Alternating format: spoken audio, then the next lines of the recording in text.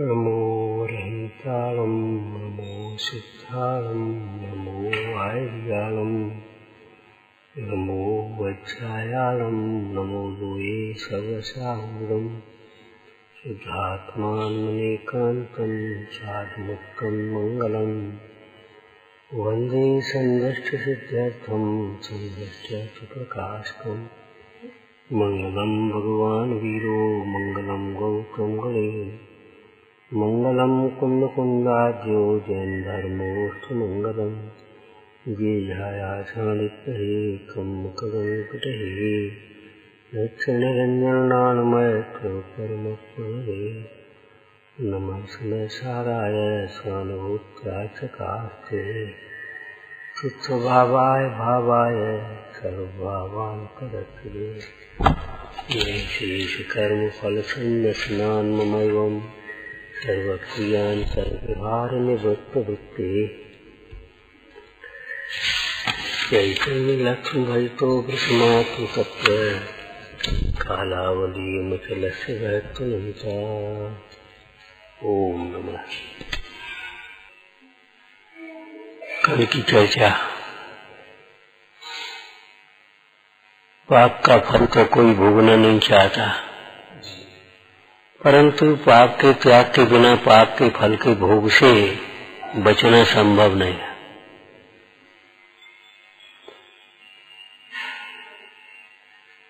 भावना योग्य पुरुषार्थ से सफल होती है। अकेली भावना भावना भावना ऐसे नहीं होता। पाप का त्याग किए बिना, मोह का त्याग किए बिना कैसे बच सकते हैं पाप के फल से।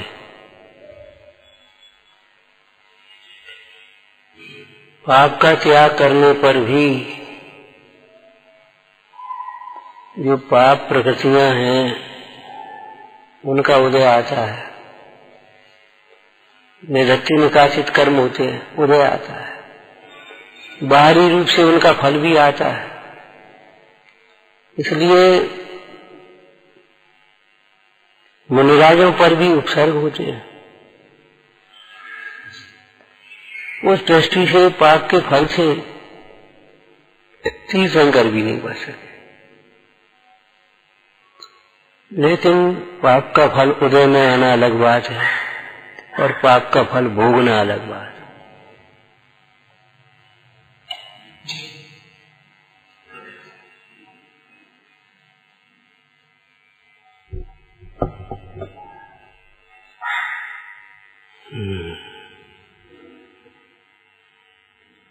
पाप का फल भोगा तब जाता है जब उपयोग अपने स्वभाव से च्युत होकर उस उदय जनित परिणतियों में जुड़ जाता है और वहां इष्ट अनिष्ट की कल्पना करके राग द्वेष होते हैं, हर्ष विषाद होता है। उसका नाम है पाप का फल भोगा जाना। होना अलग बात है और भोगना अलग बात है।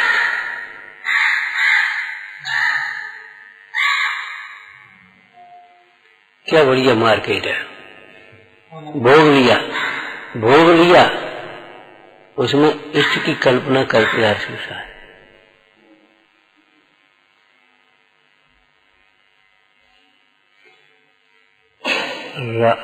इष्ट की कल्पना करके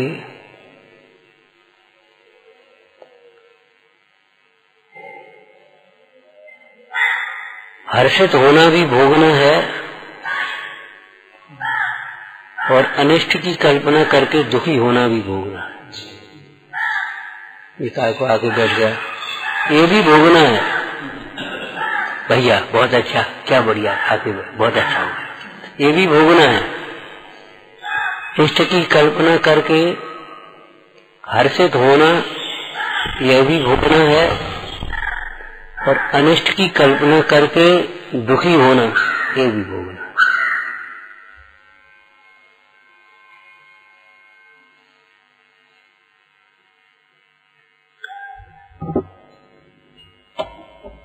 ज्ञानी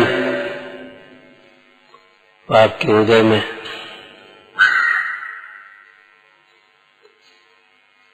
ज्ञाता ही रहती है।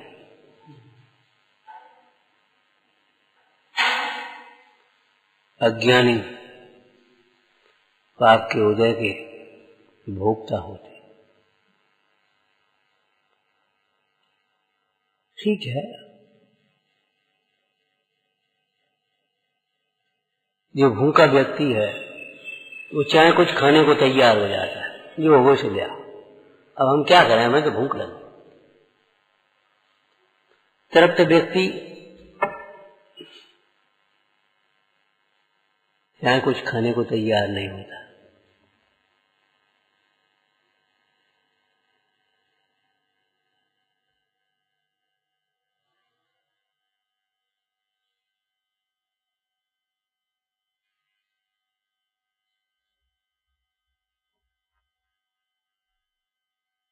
खाने लायक भी बड़ी मुश्किल से और बड़ी सीमा से खा पाता है। अति आग्रह होने पर भी, सहज मिलने पर भी।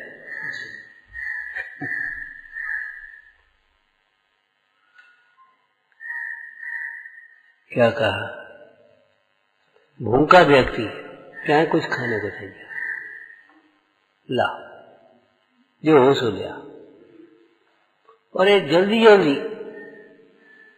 पंडित जी की भाषा में झपट्टी मारता है।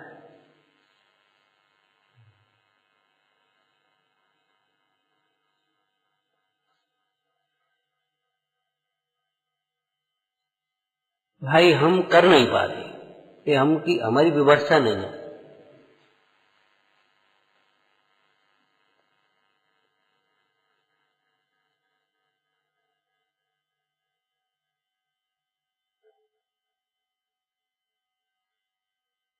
हम करने के लिए कुछ नहीं कर पाते। सही बात यह है, हमारे पर प्रेशर मत दिया करो किसी काम का। हम थक जाते, लेटे थे, दोपहर में बैठ पाते। बोलो, पश्चिम की ओर चलने वाला, गिरनार की ओर चलने वाला शिखर जी पहुंचना चाहे तो भी नहीं पहुंचेगा। ये तो गिरनार आ गया, ये तो भिंड आ गई, हम तो अमन जा रहे थे। अरे तो तुम उस रोड पे चले, वो हम बातों में ध्यान नहीं रहा, इससे क्या मतलब? वस्तु हमारे विकल्पों को स्वीकार नहीं करती। परिणाम अलग है, वस्तु का स्वरूप अलग है। लेने को तैयार नहीं यदि अपने पापों का परिणाम त्याग होने दृढ़ होकर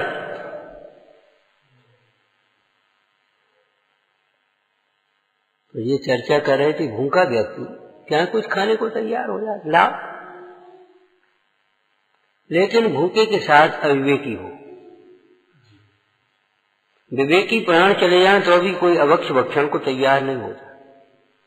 नहीं, भूख लगी है क्या? हाँ लगी है, तो फिर क्या हमारे योग्य मिलेगा? तो नहीं, अयोग्य।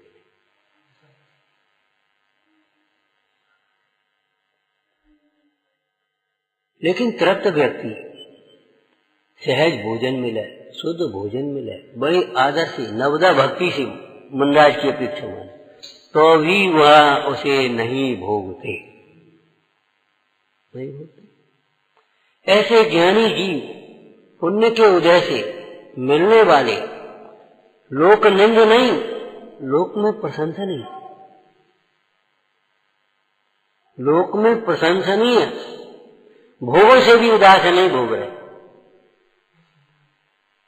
अज्ञानी जीव, भूखा माने दुखी जीव, लोक निंद प्रवृत्तियों को भी करने को तैयार हो जाता है, भोगने को तैयार हो जाता है।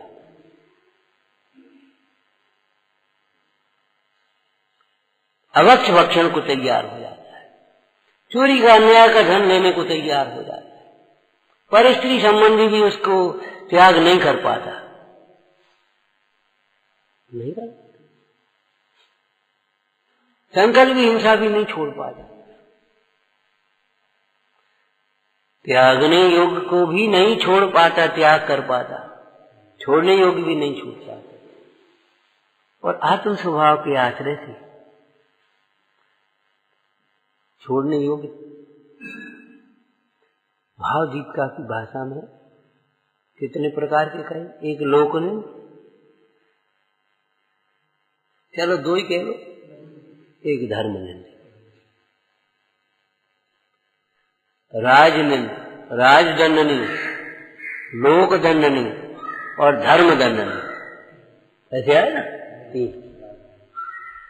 बहुत से कार्य ऐसे हैं जिनके राजा भी दंड देता है, वैधानिक रूप से भी। बहुत से अपनी समाज में निंद माने जाते हैं, और बहुत से समाज में भी जो जितना करता है करते, कोई बात नहीं, लेकिन धर्म उसे निषेध करता है, धर्म निंद। तो अज्ञानी मोही जी, कसाय की तीव्रता वाला जी, लोक निंद और समाज निंद भी नहीं छोड़ पाता, राजदंड नहीं और लोक निंद नहीं है, पापों को भी नहीं छोड़ पाता। धर्म निंद की बात तो कौन करे। यहाँ तो ये कहते लोक में प्रशंसनीय उत्तम भोग, उन भोगों को भी ज्ञानी नहीं होता। केवल ज्ञानी मात्र समोषण की विभूति को मात्र जानते ही है, मुनिराज भी मात्र जानते ही है, जाता ही रहते हैं मुख्य रूप से। लेकिन सम्यक दृष्टि, सम्यक ज्ञानी श्रावक भी आसक्त नहीं होते, रचते पचते नहीं, उनमें मगन नहीं होते, अपने लक्ष्य को नहीं भूल जाते। बच्चा जहाँ निकले, जहाँ तमाशा हो रहा वहीं खड़ा हो जाए, वहीं वो काम ही भूल जाएगा।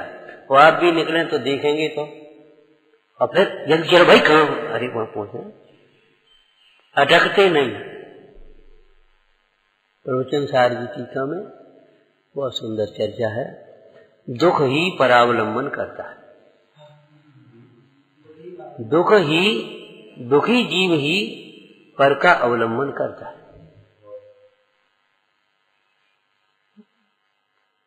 पर की ओर कौन देखता है, दुखी ही देखता हो, और पर की ओर देखने से दुख ही बढ़ता है।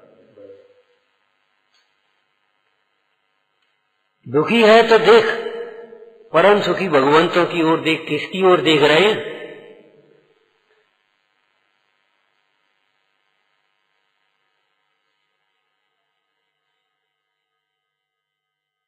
दुख दूर करने के लिए बार बार अपने चैतन्य स्वरूप का स्पर्श करना चाहिए। चैतन्य स्वरूप की ओर देखने से दुख दूर होता है, पर की ओर देखने से दुख होता है। और दुख से परावलंबन फिर करता जाए, यह अज्ञान भाव है, और परावलंबन से दुख बढ़ता जाए, इसी का नाम संसार संतति है। यही संसार कर रहा है।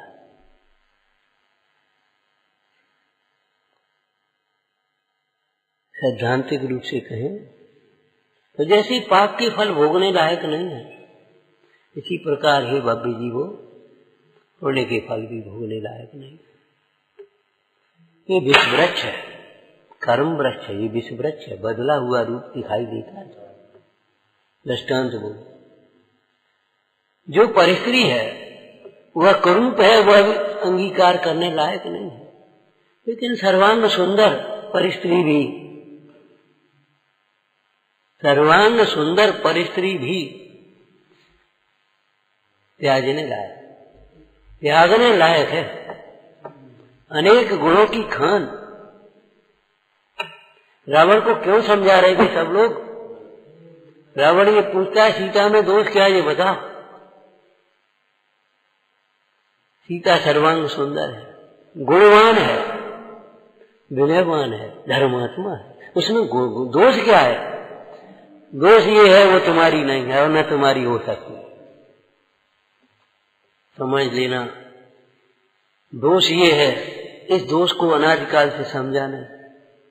परमाणु मात्र भी हमारा नहीं है, हमारा नहीं हो सकता, हो नहीं सकता। उसके पीछे तुम प्राण दे देना, वो तुम्हारा नहीं होगा।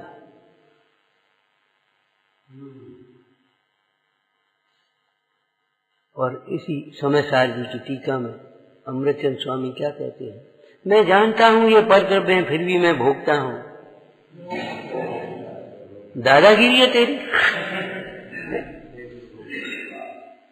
ये भैया ये कहां ले जा रहे, हमको मालूम है तुम्हारी है, हम ले जा रहे, ये दादागिरी है तुम्हारी।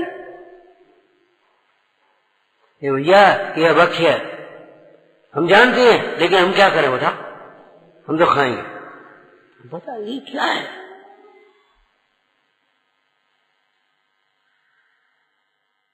पंडित टोडरमा जी ने पहले अधिकार में लिखा मोक्ष मार्ग प्रकाश है, जो कसाय की तीव्रता बस जिन आज्ञा भंग करके अपनी इच्छा पूरी करना चाहता है तो जैनीपना भी नहीं।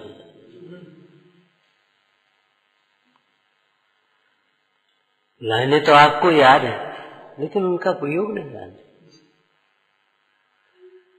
जिन आज्ञा के विरुद्ध परद्रव्य को अपना मानता है, इष्ट अनिष्ट मानता है,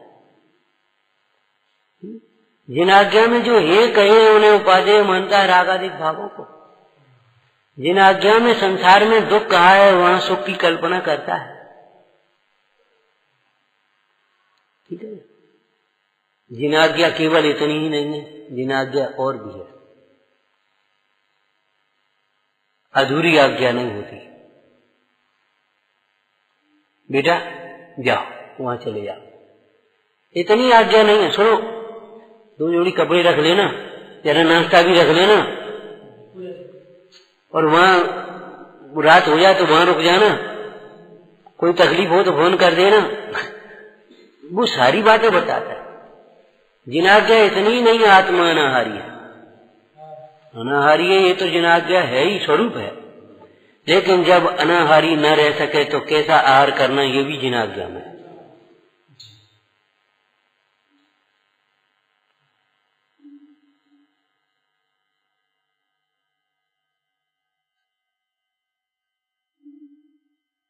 जिन आज्ञा में जिसे अभक्ष कहा है वो अगर भक्षण करता है आसक्ति बस, जैनपना नहीं रहा। और जैनपना नहीं रहा, अरे अजैन लोग कह दीजिए काय के जैनी जी, कैसे जैनी बताओ।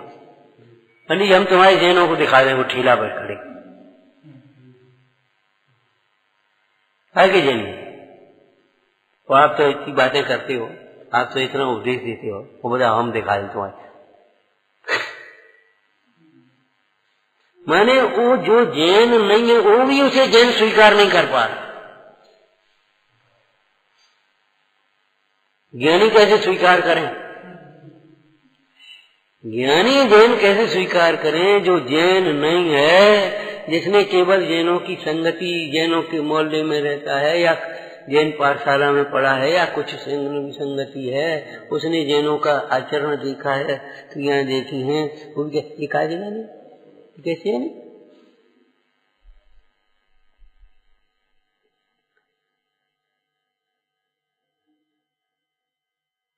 भाई ये पुण्य का फल है पुण्य का फल, हम कब कहते नहीं है। इसका अहंकार मत कर, हमारा है, जैसे लौकिक में कहते हैं ये हमारी कमाई है, ये मत सोच लेना। करोड़ों कमाने वाले पुण्य का उदय न हो, एक छदाम नहीं कमा पाते, सब कमा देते। दृष्टांत बोलो पढ़ा हुआ। अनाड़ी जौहरी ने जो कमाया था पूरा एक्सपीरियंस हो गया जीवन का और सब गंवा दिया। अब अंतिम समय है, हम 2 लाल सौंप रहे तुम्हें। ये कहकार है 2 लाल, 1 लाल है और 2 लाल बता रहे। बुढ़ापे में बुद्धि विकृत हो गई। अरे ऐसे मत कहो, अभी तुम ठीक हो जाओगे, तुम्हारे अब ठीक है जो कुछ है, तो आयु काल नजदीक है, अब ये देह नहीं रहेगी। और ऐसे क्यों सोचते, अभी तुम खूब व्यापार करो, ठीक है। गांव से आए थे, कैसे आए थे और कैसे हमने कमाया, मिट्टी छुई से सोना हुआ, लेकिन वही अपने पास ही चला गया। अब 2 लाल सौंप रहे, फिर वही बात 2 लाल। चलो ठीक है, नमकार मन सुना और क्या करें आप। आपको कल एक बात कही थी कि परसों कही थी, धर्म पाप के उदय में भी शरण होता है और धन परिवार पुण्य के उदय में भी शरण नहीं होता। शरीर का बल बाह्य सामग्री पुण्य के उदय में भी शरण नहीं हो सकती। क्या करेगी वो सामग्री जो तुम्हारे भीतर प्रवेश नहीं कर सकती। युधिष्ठिर, भीम, नकुल, सहदेव ऐसे योद्धा जब चक्रव्यूह में प्रवेश ही नहीं कर सकते तो अभिमन्यु की क्या करें क्या बता। ऐसे ये बड़े बड़े हैं, चाहे वो देवी देवता हो, चाहे बाहर का चेतन अचेतन परिग्रह भोग संयोग हो, कोई बात नहीं। जब वे मतलब तेरे भीतर प्रवेश नहीं करते, तेरे से न्यारे कैसे करेगा बता। भोक्ता भोग्य अभेद वेदक भाव अभेद होते हैं। जो तेरे से भिन्न है उसे नहीं भोग सकता। और नहीं तो खड़े हो जाओ, लड्डू हम आपको देते हैं, आप आस्वादन करके बता। ये मुंह में नहीं रखने नहीं, थाली में रखे हुए लड्डू का स्वाद लेकर के बता। हाथ में रखे हुए लेकर स्वाद बता। चौकी पर रख लो सामने था चांदी की थाली में, और हाथ जोड़ करके आप स्वाद लेके बता। कोई विधि नहीं, कोई विधि नहीं। जब तक उसका सन्निकर्ष नहीं आएगा, मने जिज्ञासा से नहीं छुएगा, तब तक वो स्वाद नहीं आएगा। ये तो इंद्रिय ज्ञान का दृष्टांत है। कैसे भोगो?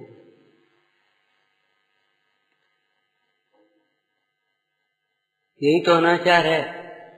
भामर पड़े बिना, विवाह हुए बिना भोगने की कोशिश करना, ये अनाचार ही तो कहा जाता है। ऐसे अपना हुए बिना वो उसको कैसे भोगेगा पता।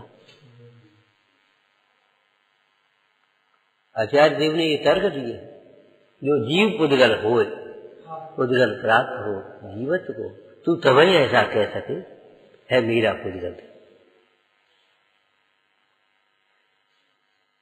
अगर वो पुद्गलत्व को छोड़ करके जीव हो जाता तब कह सकता है ये मेरा, चलो भाई किसी अपेक्षा से मान लो। लेकिन जब पुद्गलत्व को नहीं छोड़ता, तेरे जीव रूप नहीं होता, तो कैसे भोगेगा? कैसे भोगेगा बता। दृष्टांतों में मत घटना, दृष्टांत एक देश होते, ध्यान रखना। कथन एक देश होते। यहां तो ये चर्चा चल रही है, कर्म फल भोगने लायक नहीं। ये वैश्विक स्थिति है। कर्म फलों का भोगा जाना भी अशक्य ही समझो, परमार्थ से, व्यवहार से नहीं। सर्वथा मत ले लेना। जिस समय कर्म के फल को भोगता है, ऐसा व्यवहार नैतिक कहा जाता है, उस समय भी यह जीव तत्संबंधी अपने परिणाम को ही भोगता है। तत्काल में तत्संबंधी अपने परिणाम को भोगता है। ये कमीज नहीं भोगते आप। कमीज का लक्ष्य करके बहुत सुंदर, ये जो विकल्प है ये राग, उस आकुलता को भोगते हैं, कमीज नहीं भोगते। भोजन को नहीं भोगते। क्या बढ़िया लड्डू, क्या बढ़िया रोटी, बढ़िया बढ़िया बढ़िया, बहुत दिन बाद ऐसी रोटी खाई। अब वो अपने उस विकल्प को भोगते हैं। पर द्रव्य का भोक्ता उपचार से कहा जाता है। भोक्ता अधिकार बताओ। द्रव्य संग्रह गाथा उग्गल कम्मा दीनम करता है, उसके बाद फिर भोक्ता आएगा।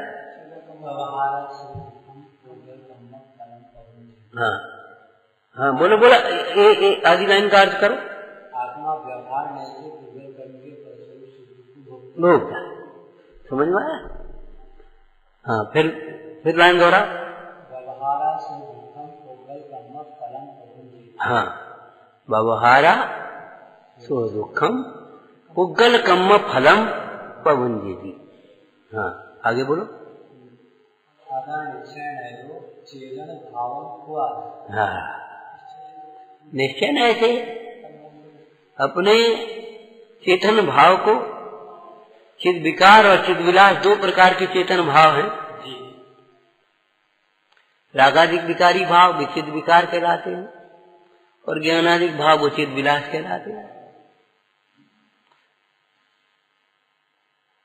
भोग विलास कहलाते हैं लौकिक में भी, रोग विलास तो नहीं कहलाते। रोग विलास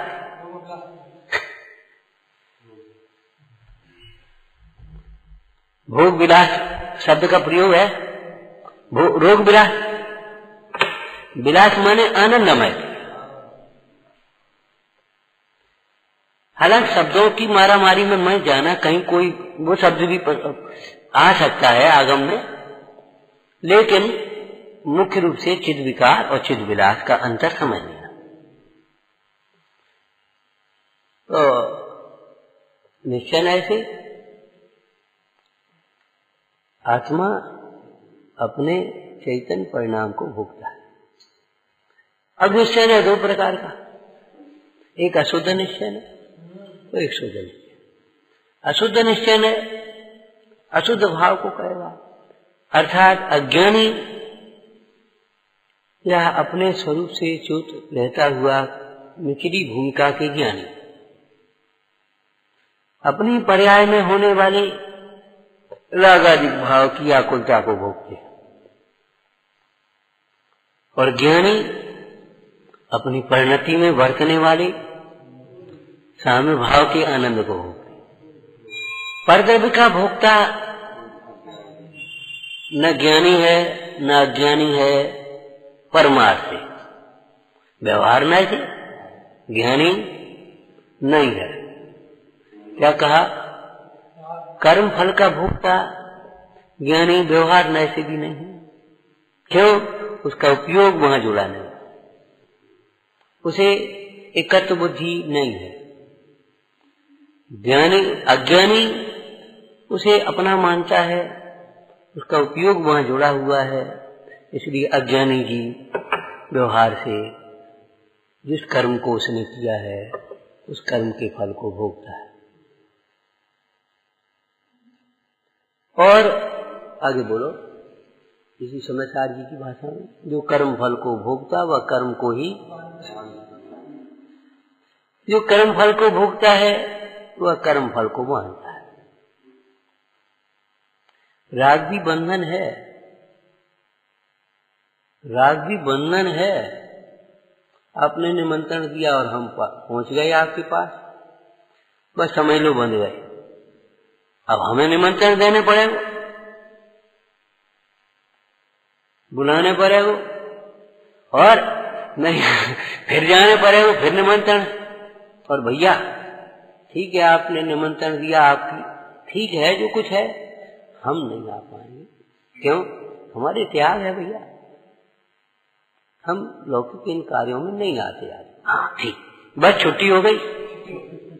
अब न कोई अगर इनसे कहेगा भैया पंडित जी को, अरे भी तो आते नहीं इन कामों में, खत्म।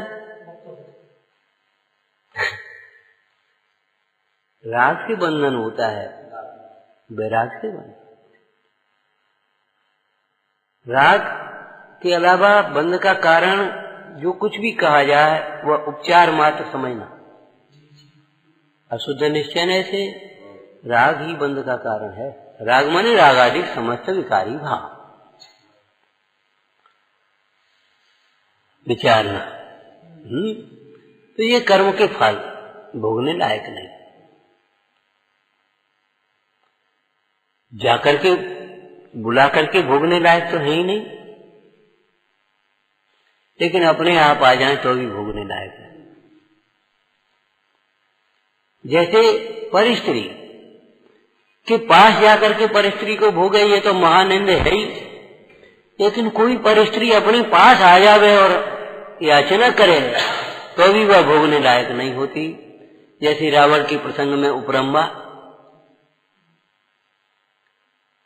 और उसी पद्म पुराण में राम के समीप आई हुई चंद्रनखा, इसको सुपनखा कह देते।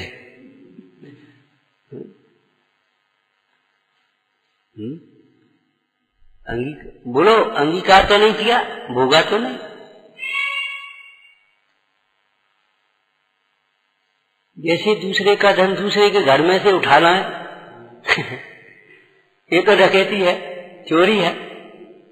वो तो दूसरे का धन दूसरे की जेब में से, दूसरे के धन घर में से उठाने लायक तो है ही नहीं, लेकिन वे दे आए। भैया भैया ये रख लेना हमारा थैला, रख दो। अरे नहीं, भीतर रख दो। कहे उसमें नोट है या सोना है, जो कुछ भी है भीतर है, रख दिया। वो अभी ग्रहण करने लायक नहीं। अब आया वो भैया हमारा वो थैला। कौन का थैला? कब उधर गए? हमें क्या मालूम, और हमारे घर में रखा है, हमारा है, तुम्हारा कहां से आ गया? सरासर चोरी है, बेईमानी है। दूसरे का धन दूसरे के घर में जाकर भोगने लायक तो है ही नहीं, ग्रहण करने लायक है ही नहीं, लेकिन दूसरे का धन सहज प्राप्त आ जाए, अपने घर में बैठे या घर बैठे। एक दृष्टांत यहां भी आ गया, शास्त्र में भी, इसमें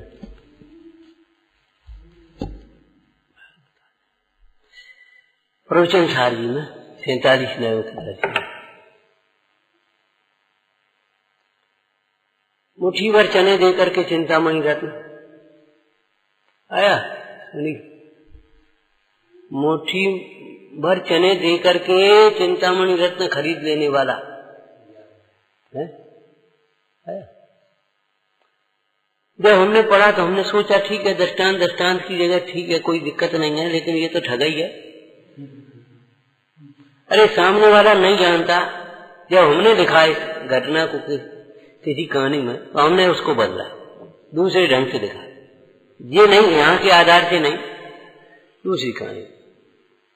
एक व्यक्ति जंगल में झोपड़ी में रह रहा, उसे कोई मिल गया रत्न।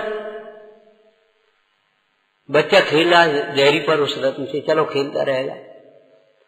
थोड़ा सा उजाला होता है इसका, अंधेरे में ने कहा लाइट होगी, नाइट बल्ब तो काम करेगा ही, कोई बात नहीं। थोड़ी देर बाद उधर से एक जौहरी निकला, उसने देखा, अच्छा क्यों रे, ये पत्थर बेचेगा? पत्थर का, रत्न नहीं का।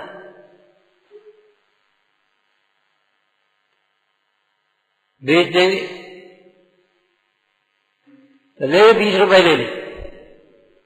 उसने वो का सोचा तो जी 20 रुपया भी मिल सकते इसके, लेकिन जब उसने 20 का चौंका, बोले सुनो 20 नहीं, रुपये 50 लेंगे, 50 से कम नहीं देंगे तो। अब उसने लोभी ने झटका लटका दिया, अरे भाई 30 ले ले, 35 ले ले, 40 ले ले। नहीं, हम तुमसे कह दी 50 से एक छदाम कम नहीं लेंगे। चल दिया, सोचा जंगल में कुल है, वो क्या है। थोड़ी देर बाद लौट करके आया, उससे पहले क्या हुआ, उधर से एक जोड़ी निकला। अब उसको थोड़ी सी शंका हो ही गई थी, पास के शहर का था, जाना आना होता था। फिर यहाँ आना, हाँ भैया बोल, क्या कह रहे? ये देसी जी कहा है?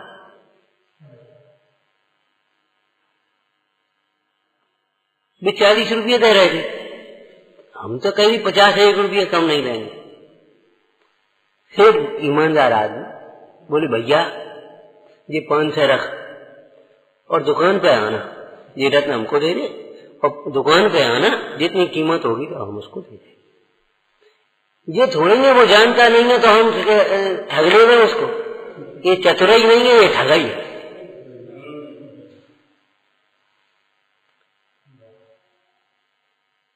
अब वो लौट करके आया, अरे भैया तो 45 वाले काय को मरो जा रहा हो, सेठ वो तो बिक गओ, कितने में? 500 दे गए। 500? 1000 को रहते 500 में दे रहा हूं, कि हम तो जानते नहीं थे, और तुम तो जानते तो तुम तो 50 में नहीं लाओ।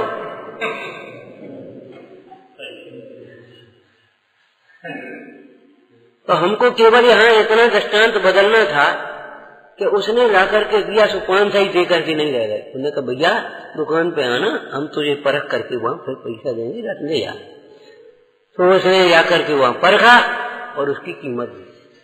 मेरी सेठ जी तो हम सोच नहीं सकते, अब तो जी मन है जो मुफ्त को मिलो है, तो पैसा का जो हमने कमाई मेहनत तो करी नहीं, कब धर्म काम में लगवा दे वहां थोड़ा बहुत जाने से क्या हो गई, खूब लगा आ रहा हूं भैया कहा।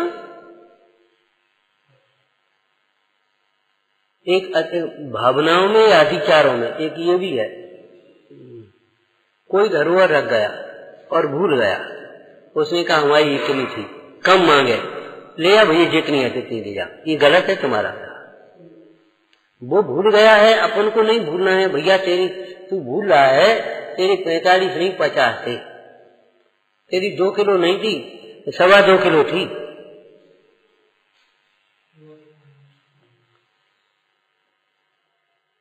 लोक व्यवहार में भी इसका बहुत प्रभाव होता है।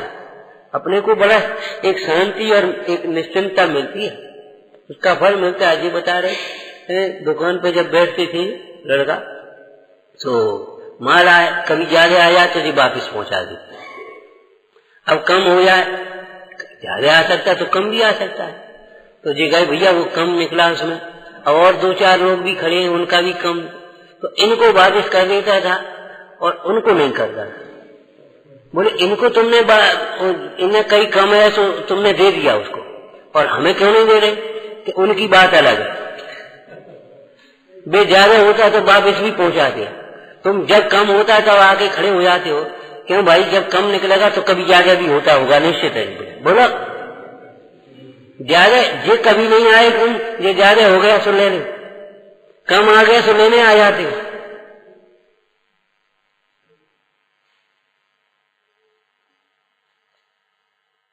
अरे पर द्रव्य अपने नजदीक हो गए, अपना सा लगे, अपने अनुकूल प्रवर्ते, तो भी वो अपना मानने लायक नहीं है, भोगने लायक नहीं है। सावधान रहना।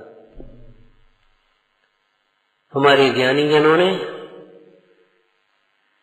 पुण्य के उदय की अनुकूलताएं, समस्त अनुकूलताएं रहते हुए ही वहां से विरक्त होकर के आत्म कल्याण किया है।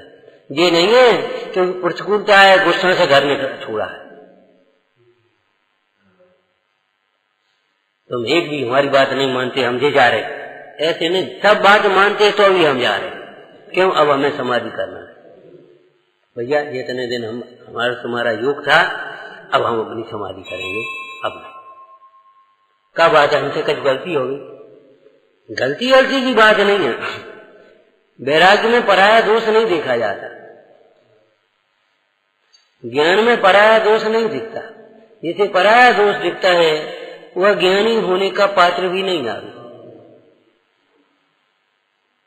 तो ये कर्म फल भोगने से वृत्ति निश्चल होती है, और ऐसी निश्चल वृत्ति ही मुक्ति का मार्ग है। विचारना सयानंदी अविनाशी